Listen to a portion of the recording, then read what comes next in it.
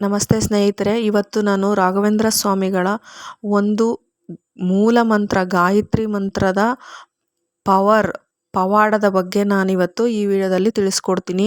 ನಿಮಗೆ ಎಂಥದ್ದೇ ಹಣಕಾಸಿನ ಸಮಸ್ಯೆ ಇರಲಿ, ನೀವು ದುಡ್ಡಿಗೆ ಕಷ್ಟಪಡ್ತಿದ್ದೀರಾ, ಸಾಲ ಮಾಡ್ಕೊಂಡಿದ್ದೀರಾ, ತುಂಬ ಸಾಲಕ್ಕಿದೆ, ಯಾವ್ದು ರೀತಿ ತೀರಿಸೋದು ಗೊತ್ತಾಗ್ತಾ ಇಲ್ಲ, ಆಮೇಲೆ ನಾವೆಲ್ಲೋ ಚೀಟಿ ತೊಗೊಂಡ್ಬಿಟ್ಟಿದ್ದೀವಿ, ಅದನ್ನು ಯಾವ ಕಟ್ಟೋದು ಅಂತ ಗೊತ್ತಾಗ್ತಾ ಇಲ್ಲ, ಆಮೇಲೆ ಲೋನ್ ಮಾಡಿಸಿದ್ದೀವಿ, ಅದನ್ನ ಯಾವ ರೀತಿ ತೀರ್ತಾನೆ ಇಲ್ಲ, ತುಂಬ ವರ್ಷಗಳಿಂದನೂ ಕಟ್ತಾನೆ ಇದ್ದೀವಿ, ಆಮೇಲೆ ಎಮರ್ಜೆನ್ಸಿಗೆ ಏನೋ ದುಡ್ಡು ಬೇಕಾಗಿರುತ್ತೆ ನಿಮಗೆ.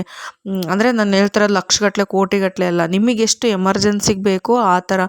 ಅದು ನಿಮಗೆ ಈ ಒಂದು ಮಂತ್ರ ಹೇಳೋದ್ರಿಂದ ನಿಮ್ಗೇನು ಎಮರ್ಜೆನ್ಸಿ ಇದೆ, ಸಾವಿರಗಟ್ಟಲೆ ಹೇಳ್ತಾರೆ, ನಾನು ಲಕ್ಷ ಕೋಟಿಗಟ್ಟಲೆ ಹೇಳ್ತಾ ಇಲ್ಲ. ಆಮೇಲೆ ಈ ಮಂತ್ರ ಹೇಳ್ಬಿಟ್ಟು ಕೋಟಿಗಟ್ಟಲೆ ಬರಲಿಲ್ಲ ಅಂತ ಆ ಥರ ಎಲ್ಲ ತಿಳ್ಕೊಳಕ್ಕೆ ಹೋಗಬೇಡಿ. ಈ ಮಂತ್ರ ಹೇಳೋದ್ರಿಂದ ನಿಮ್ಮ ಆಸೆಗಳು, ಅಂದರೆ ಏನೇನು ಕಷ್ಟ ಅನುಭವಿಸ್ತಾ ಇದ್ದೀರಾ ನೀವು ದಿನನಿತ್ಯದಲ್ಲಿ, ದುಡ್ಡಿನ ಕಷ್ಟ ನಾನು ಹೇಳ್ತಾ ಇರೋದು, ಅದು ಈ ಗಾಯತ್ರಿ ಮಂತ್ರ, ರಾಘವೇಂದ್ರ ಸ್ವಾಮಿಗಳ ಗಾಯತ್ರಿ ಮಂತ್ರ ಇದನ್ನು ಪಠಣೆ ಮಾಡೋದ್ರಿಂದ ನಿಮಗೆ ಸಹಜ ಜೀವನದಲ್ಲಿ ಏನೇನು ಆಗ್ತಾ ಇದೆ, ದುಡ್ಡಿಂದ ಕಷ್ಟ, ಸಾಲ ಆಗಲಿ, ನೀವು ಕೊಡೋದಾಗಲಿ, ಇಲ್ಲ ಸಾಲ ಇಸ್ಕೊಂಡಿರೋರು ಕೊಡ್ತಾ ಇಲ್ಲ, ಈ ಥರ ಏನಾದರೂ ಸಮಸ್ಯೆ ಇದ್ದರೆ, ಈ ಥರ ನೀವು ಅನುಭವಿಸ್ತಾ ಇದ್ದರೆ, ಚಿಕ್ಕ ಪುಟ್ಟ ಸಾಲಗಳಿದ್ರೆ ಅದು ಹೆಂಗೆ ತೀರಿಸ್ಬೇಕಪ್ಪ ನಾವು ಅನ್ನೋದು ನಿಮ್ಮ ಮನಸ್ಸಲ್ಲಿದ್ದರೆ, ಮತ್ತೆ ಆಮೇಲೆ ಇನ್ನೊಂದು ಹೇಳ್ತೀನಿ, ರಾಘವೇಂದ್ರ ಸ್ವಾಮಿಗಳ ಮೇಲೆ ನಂಬಿಕೆ ಇದ್ದರೆ ಮಾತ್ರ ಮಾಡಿ. ಸುಮ್ಮನೆ ಏನೋ ಹೇಳ್ತಾರೆ ಮಾಡಿದರೆ ನೋಡೋಣ ಅಂತ ಅಲ್ಲ, ನಂಬಿಕೆ ಇಟ್ಟು ಶ್ರದ್ಧೆಯಿಂದ ಮಾಡಿದರೆ ಖಂಡಿತವಾಗಿಯೂ ರಾಯರು ಒಲ್ತಾರೆ. ಈ ಸಾಲದಿಂದ ಮುಕ್ತಿ ನಿಮಗೆ ಸಿಕ್ಕೇ ಸಿಗುತ್ತೆ. ಇದು ಯಾವ ಥರ ಮಾಡೋದು, ಎಷ್ಟು ದಿನದ ಈ ಮಂತ್ರನ ಪಠಣೆ ಮಾಡಬೇಕು ಅಂತ ಈ ವಿಡಿಯೋದಲ್ಲಿ ಕಂಪ್ಲೀಟಾಗಿ ಹೇಳ್ತೀನಿ. ಎಲ್ಲೂ ವಿಡಿಯೋನ ಸ್ಕಿಪ್ ಮಾಡದೆ ಕೊನೆ ತನಕ ನೋಡಿ. ನೀವು ಈ ಮಂತ್ರನ ಸ್ಟಾರ್ಟ್ ಮಾಡಬೇಕಂದ್ರೆ ಗುರುವಾರದಿಂದನೇ ಸ್ಟಾರ್ಟ್ ಮಾಡಬೇಕು. 48 ದಿನ ನೀವು ಇದನ್ನು ಹೇಳಲೇಬೇಕು. 48 ಅಂದರೆ ಒಂದು ಮಂಡಲ ಅಂತ ಹೇಳ್ತಾರೆ. ಆದ ಕಾರಣ 48 ದಿನ ನೀವು ಖಂಡಿತವಾಗಿ ಇದನ್ನು ಹೇಳಬೇಕು.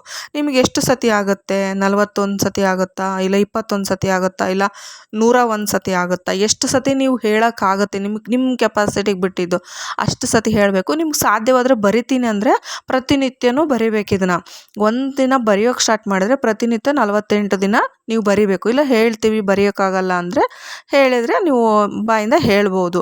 ಇಲ್ಲ ಬರೆಯೋಕ್ಕಾಗುತ್ತೆ ನಮ್ಗೆ ಬರ್ತೀವಿ ಅಂದರೆ ಬರಿಬೋದು, ಡೈಲಿ ಬರಿಬೇಕು. 48 ದಿನ ಇದನ್ನು ಮಾಡಬೇಕಾಗುತ್ತೆ. ಮತ್ತು ಮೊದಲದಾಗಿ ಗುರುವಾರ ಶುರು ಮಾಡಿ, ಬೆಳಗ್ಗೆನೇ ಎದ್ದು ಮನೆಯೆಲ್ಲ ಸ್ವಚ್ಛಗೊಳಿಸಿ, ರಾಯರನ್ನು ಎಲ್ಲ ಕ್ಲೀನಾಗಿ ಒರೆಸ್ಕೊಂಬಿಟ್ಟು, ರಾಯರಿಗೆ ಗಂಧ ಅಷ್ಟೇ ಹಚ್ಚಬೇಕು, ಅರಿಶಿನ ಕುಂಕುಮ ಎಲ್ಲ ಇಡೋಕ್ಕೆ ಹೋಗಬೇಡಿ, ಗೆಜ್ಜೆ ವಸ್ತ್ರನೂ ಹಾಕೋಕ್ಕೆ ಹೋಗಬೇಡಿ. ಆಮೇಲೆ ನಿಮ್ಗೆ ಯಾವ ಹೂವು ಇಷ್ಟನೋ ಆ ಹೂವಿಂದ ಅಲಂಕಾರ ಮಾಡಿ. ನಿಮ್ಗೆ ಅಭಿಷೇಕ ಆಗುತ್ತೆ, ಮಾಡ್ತೀವಿ ಅನ್ನೋದಾದರೆ ಅಭಿಷೇಕನ ಮಾಡಬಹುದು. ಆದಷ್ಟು ಅವತ್ತು ಬ್ರಹ್ಮಚರ್ಯನ ಪಾಲನೆ ಮಾಡಿ 48 ದಿನಗಳ ಕಾಲ. ಆಮೇಲೆ ನಾನ್ ವೆಜ್ನ ದಯವಿಟ್ಟು ಯಾವುದೇ ಕಾರಣಕ್ಕೂ ತಿನ್ನೋಕೆ ಹೋಗಬೇಡಿ. ಮಡಿಯಿಂದ ಮಾಡಿ, ನಿಮ್ಗೆ ಅದು ಬೇಕಲ್ವಾ, ನಿಮ್ಗೆ ಸಾಲ ತೀರಬೇಕಲ್ವ, ಅದು ಮಡಿಯಿಂದ ಮಾಡಿ.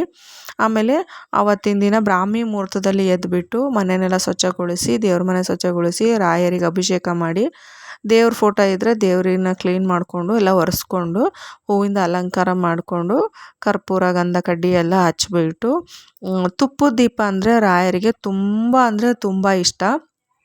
ನೀವು ತುಪ್ಪದ ದೀಪ 2 ತುಪ್ಪದ ದೀಪ ಹಚ್ಬಿಟ್ಟು, ಒಂದು ಅಂಗೈಯಲ್ಲಿ, ಎಡಗೈ ಅಂಗೈಯಲ್ಲಿ ಸ್ವಲ್ಪ ಅಕ್ಷತೆ ಕಾಳು ತಗೊಳ್ಳಿ. ಮನೆಯಲ್ಲಿ ಮಂತ್ರಾಕ್ಷತೆ ಇರುತ್ತಲ್ವ ರಾಯರದು, ಅದನ್ನು ಇಟ್ಕೊಂಡ್ಬಿಟ್ಟು ಈ ಬಲಗೈಯಿಂದ ಮುಚ್ಕೋಬೇಕು.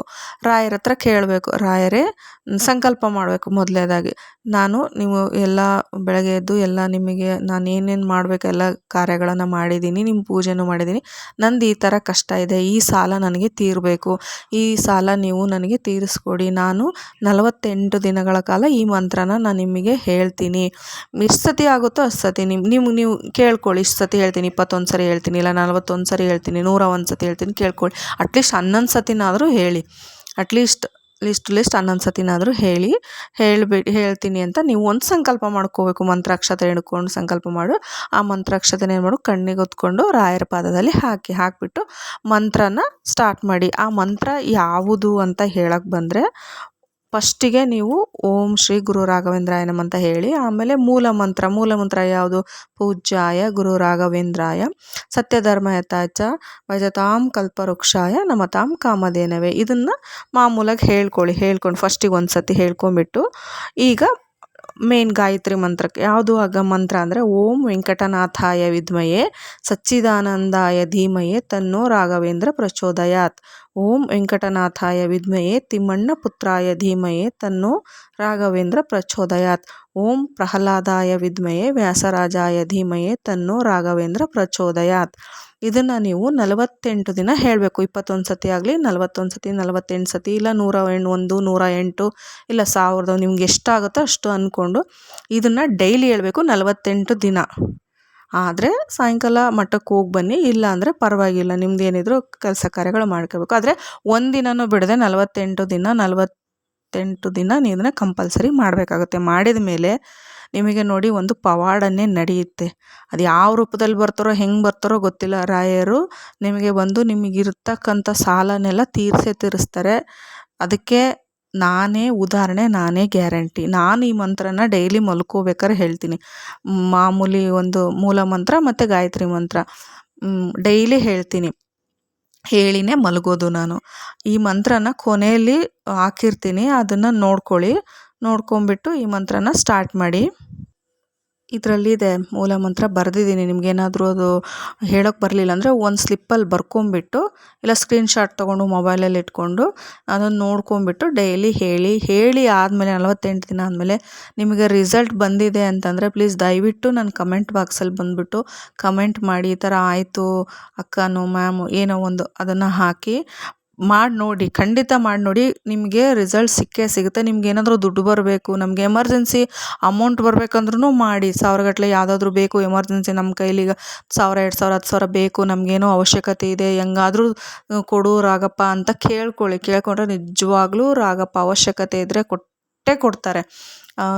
ಶ್ರದ್ಧೆಯಿಂದ ಮಾಡಿ, ಭಕ್ತಿಯಿಂದ ಮಾಡಿ, ನಂಬಿಕೆ ಮೊದಲೇದಾಗಿ ಹೇಳ್ತಿದ್ದೀನಿ, ನಂಬಿಕೆಯಿಂದ ಮಾಡಿ. ನಂಬಿಕೆ ಇಲ್ಲಾಂದರೆ ಮಾಡೋಕ್ಕೆ ಹೋಗ್ಬಿಡಿ ದಯವಿಟ್ಟು. ಮತ್ತೆ ಏನಾದರೂ ಡೌಟ್ಸ್ ಇದ್ದರೆ ಕಮೆಂಟಲ್ಲಿ ಕೇಳಿ, ನಾನು ಡೌಟ್ಸ್ ಕ್ಲಿಯರ್ ಮಾಡ್ತೀನಿ. ಮತ್ತೆ ಸಿಗ್ತೀನಿ ಮುಂದಿನ ವಿಡಿಯೋದಲ್ಲಿ. ಎಲ್ಲರಿಗೂ ರಾಯರು ಒಳ್ಳೇದು ಮಾಡಲಿ. ಪೂಜ್ಯಾಯ ಗುರು ರಾಘವೇಂದ್ರಾಯ ಸತ್ಯಧರ್ಮದಾಯ ಚ ಭಜತಾಂ ಕಲ್ಪವೃಕ್ಷಾಯ ನಮತಾಂ ಕಾಮಧೇನವೇ. ಎಲ್ಲರಿಗೂ ರಾಯರು ಒಳ್ಳೇದು ಮಾಡಲಿ. ರಾಯರಿದ್ದಾರೆ.